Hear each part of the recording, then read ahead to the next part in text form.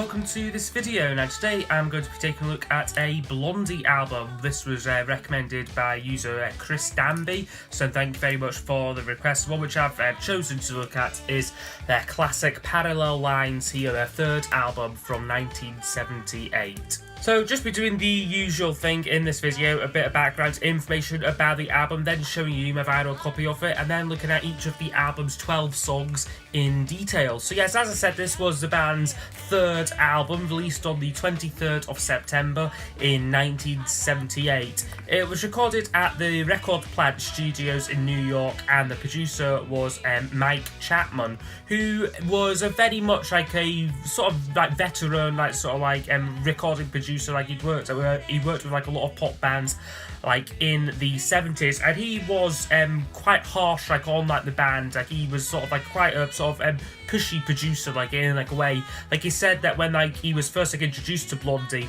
that they were the worst group like he had ever worked with, like in terms of skill like and musicianship. However, he sort of pushed them like to do better. Like he like recorded them like in like quite like unconventional ways.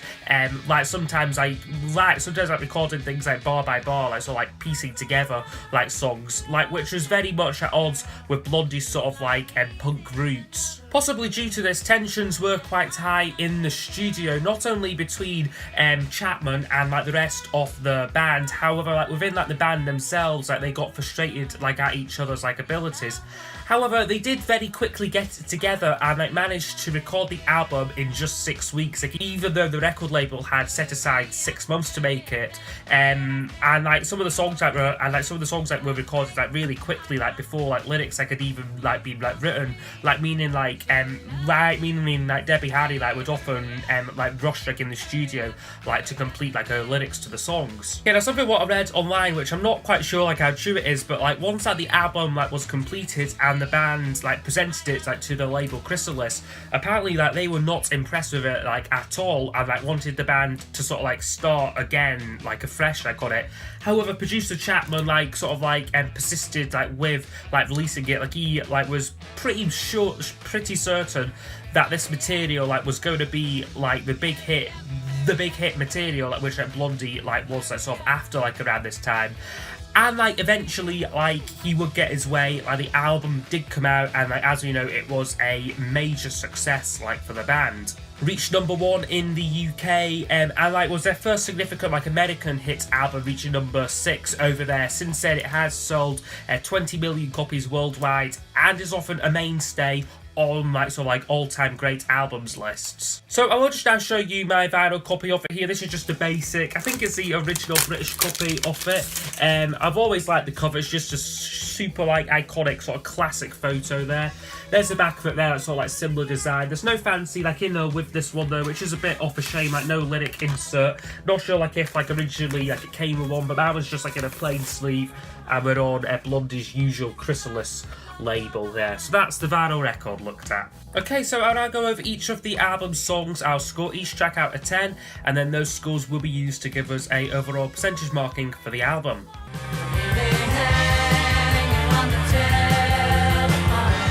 So it kicks off with Hanging on the Telephone, which I absolutely love. I'll give it a 10 out of 10 for this song here. This is just a great sort of classic like power pop song, like to really kick off the album. Technically the song is actually a cover song, like it's like was written by a guy called Jack Lee, whose band The Nerves like originally like performed the song. Like whether like I believe Blondie like was like first like to actually like record it. And I must say, it's just fantastic. It just kicks off the album really well. It was a big single for them, reached #5 in the UK. So yeah, Hanging on the Telephone, you can't really beat that like as an album opener. One way or another, I'm gonna see you. Second track up is One Way or Another, another absolutely classic track. This one was co-written with Harry and the bassist Nigel Harrison. Like so, I composed like the super iconic riff like off the song.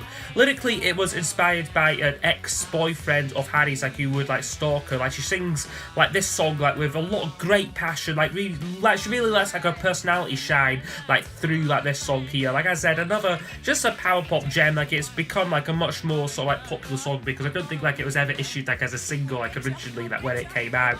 So yeah, just keeps the pace like of the album going along nicely. Picture this, a day in December.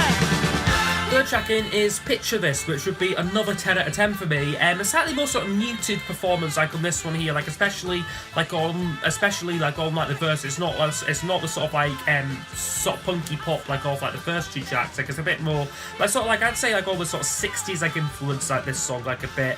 However, I just like really love it. Like love the structure like off it, like where like the chorus like just like really breaks out. Like Harry puts in like a very sort of like raw, like sort of like powerful, passionate vocal performance. And like I said, like lyrically, it's more like off a love song. Like I believe, like the guitarist, like Chris Danby, like wrote this like for like Harry, like because they were like in like a relationship like at this time. And like also like a shout out like to guitarist Frank Infante, like who contributes some really really lovely, slick and like very intricate like lead guitar work like on this track. So yeah, another classic, another single from the album. This album yielded I think 5 songs that were taking it like as singles. This was one of the first ones released like in like the UK, and it got to number 12 there. So yeah, Picture This, another great one. Fade away, radiate. Okay, and then after that we get Fade Away and Radiate, which is a real sort of change of pace like for the album. This is a more sort of dark and almost sort of gloomy sort of like song, like quite sort of like synth and like keyboard like bass. It starts off quite sort of bare, like with just these sort of like pounding drums on it, and like Harry's quite sort of softly sung vocal. Like however, like I love how the song just builds up, like how like all like the layers like are quite sort of like slowly added like to the song. Notably features Robert Fripp, like off King Crimson fame, like on like lead guitar, like who adds a real sort of like murky like sort of like atmosphere like to this track, like which I like really like. As I said, I never used to be a massive favourite off mine this song. However, certainly like sort of like preparing like for like this review like has like made me sort of like grow like in like appreciation like off this track, just because I think it was sort of so different like from like what Blondie like was doing like before like and since like this album. So yeah, Fade Away and Radiate would get a 9 out of 10 from me.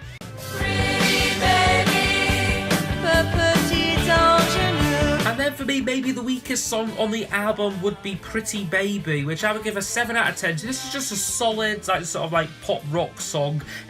Sort of reminds me a bit of like an ABBA sort of like style song, like kind of like in like the sort of like sort of slightly cheesy like backing vocals and that like on it, and like the sort of like very sort of fluffy like pop lyrics like off like the song. Like lyrically, like I've read that like this was written about an actress Brooke Shields, like who had just appeared like in like a film like off like the same name. As I said, for me, it's not a standout track. It kind of sounds like a sort of like a poorer version like of Sunday Girl like on side 2, like kind of same that sort of style, like but just not quite as good like as Sunday Girl. So yeah, I would give it a 7 out of 10 there for Pretty Baby. Like just a good album track, I think.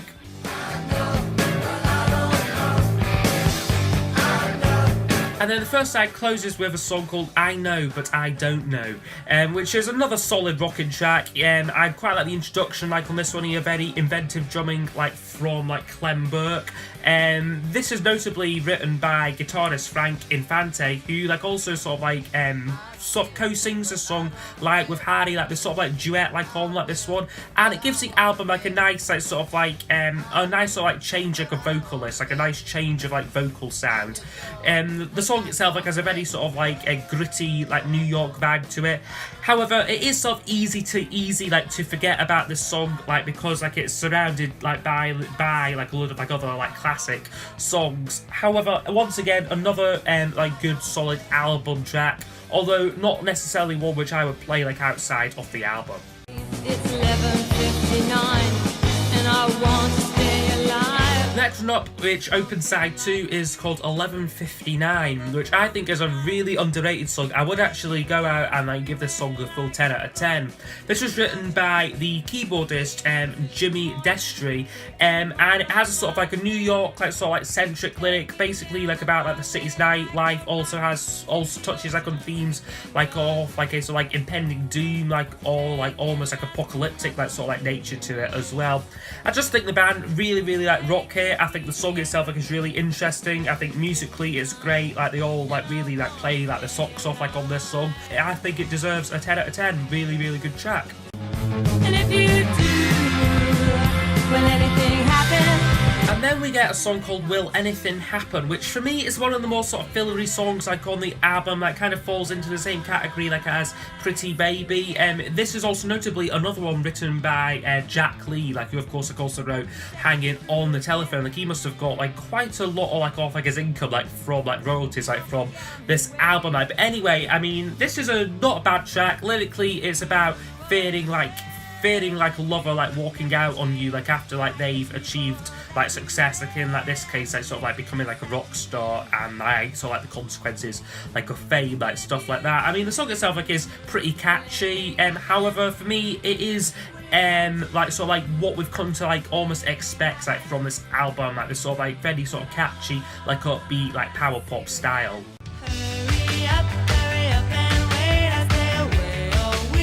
However, thankfully, the next track is something a little bit different, which is the classic Sunday Girl, which is a kind of sort of 50s vibe to this track. It kind of just, it sort of harks back to like them sort of days, like of like sort of like the early innocence, like of like rock and roll's like earlier songs, and like also like the like arrangement like as well, like it has this sort of like Phil Spector like sort of like girl group like sort of style like arrangement to it.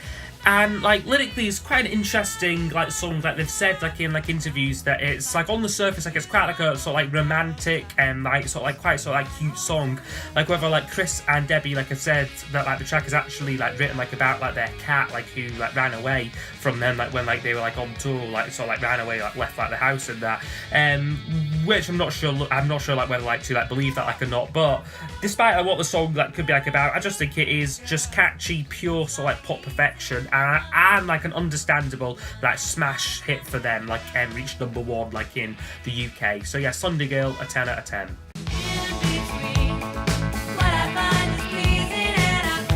And then we get what for many is centerpiece of this album, Heart of Glass, which is just an absolutely iconic classic song. Quite strange like how they've just decided like to bury it away like on the middle like of side 2, like which on most albums like is like sort of like the prime spot like for like sort of like filler material, like a Blondie decides okay we'll put like Heart and Glass there.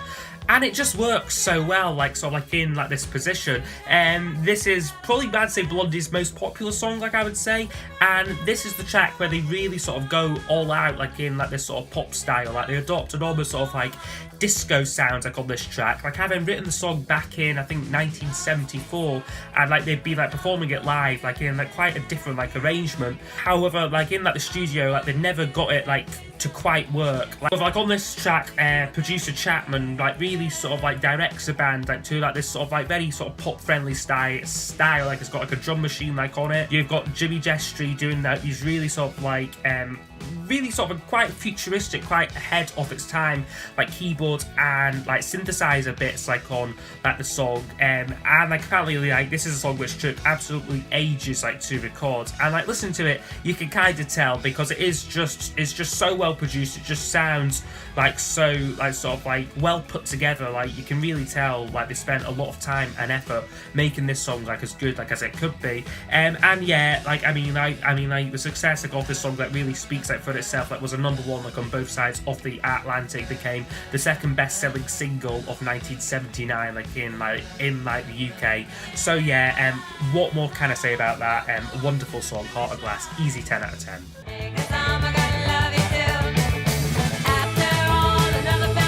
And then the second to last song on the album is another cover, and this time it's a Buddy Holly song, I'm Gonna Love You Too, which this is a kind of like, I really love Blondie's version. I really like the more like rocked up version of it. I like how they're sort of like, it's showing like their influences like from like the sort of like the classic like early days like of like rock and roll. Like it's sort of like, it's quite a nice like sort of like it's quite a nice like bridge like sort of like back into time, like from the sort of like the early rock and roll sort of like to like sort of like the sort of newer punk and like new wave stuff. It's just a fun fun track, I think. Interestingly as well, this was issued as the first single from the album.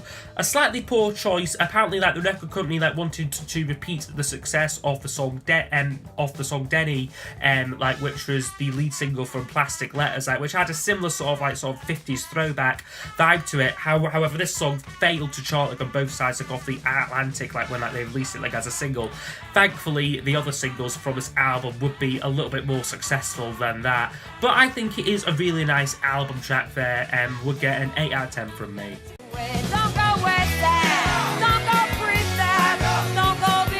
And then we close the record with a more sort of angry, more sort of spiteful track called Just Go Away, which I would give an 8 out of 10 to. This is basically, like, lyrically, like, does, like, what it says, like, on the tin, really, is just Harry, like, sort of, like, telling, like, an ex-lover, like, to go away and, like, sort of, like, get out, like, of her life, sort of thing. I quite like the call and response vocals, like, on lag on the chorus, as well as, like, the sort of, like, the constant, like, sort of, like, lead guitar licks, like, throughout the song.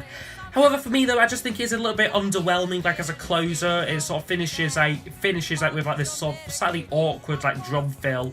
Like I mean, like it doesn't like sort of like end the album like with like a sort of like Blondie's like defining statement like sort of thing. Like it's just another song really.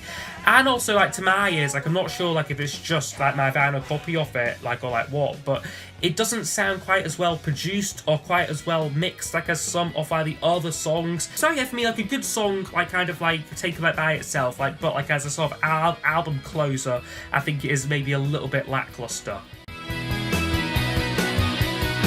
Okay, so overall, this album scores a really great 90%. So this is really in like sort of like these sort of top tier like classic albums. Like very like rarely like does anything like get like into like the 90s like when like I like review it. Just go to show that this is just absolutely top quality, great sort of like pop music. Really, you've got great sounding like instruments on it. Blondie really making an effort here to move into like the mainstream.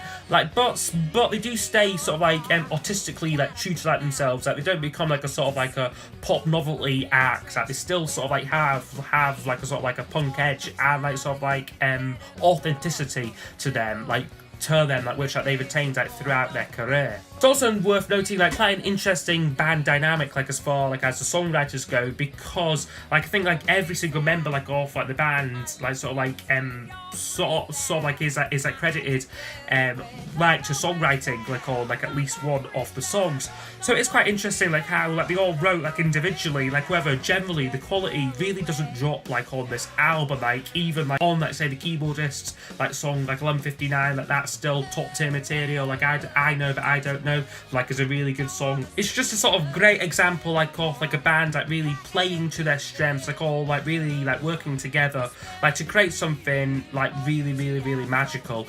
So yeah, that's my review of Parallel Lines by Blondie. So yeah, so hope you have enjoyed this review, and I will see you all next time for the next one. Goodbye.